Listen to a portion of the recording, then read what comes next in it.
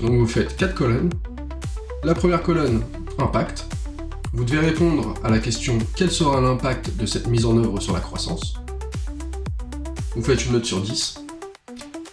Confiance, dans quelle mesure êtes-vous confiant que cela fonctionnera comme prévu? Vous donnez une note. Facilité, à quel point pensez-vous qu'il sera facile de la mettre en œuvre? Vous mettez une note. Les 3 réunis divisé par 3. Ça va vous donner ce qu'on appelle le ICE score. En fait, vous n'avez plus qu'à répondre à ces 3 questions et donner une note sur 10.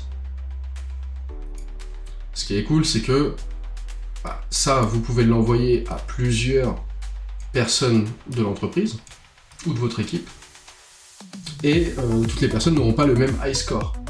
Donc ensuite, vous faites un cumul de tous les high scores, vous les divisez et ça va vous donner une note globale. Et comme ça, toute l'équipe est d'accord pour tester telle ou telle idée. Et ça prend aussi en compte toutes les expertises. Donc pour certaines personnes, ça va avoir un fort impact, pour d'autres, moins. Et c'est pour ça qu'après, on prend tous les high scores et on les cumule, on les additionne pour donner une moyenne générale. Créer ma page entreprise sur les réseaux sociaux, souvent sur LinkedIn. Créer mon site web, créer ma communauté, lancer ma première version bêta, générer du trafic sur mon site web, communiquer mon service. Impact. Créer ma page entreprise, j'ai mis 9, confiance 8, effort 6, parce que c'est pas si compliqué que ça.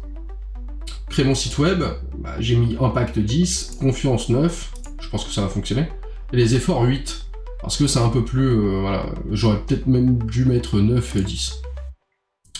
Créer ma communauté, 10, 9, 8. Ok? Vous avez compris le principe. Donc vous faites I plus C plus E divisé par 3. Ça vous donne une moyenne.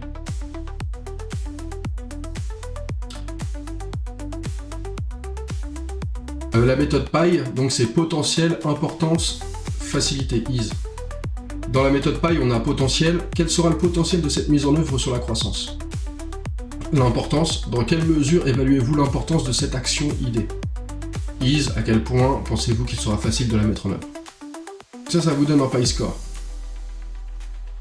Souvent, soit on utilise la méthode ICE, soit la méthode PAI. C'est l'une ou l'autre. Parce qu'elles se ressemblent beaucoup. La plupart du temps, allez, on a 1 à 2 points de différence entre le high score et le PAI score.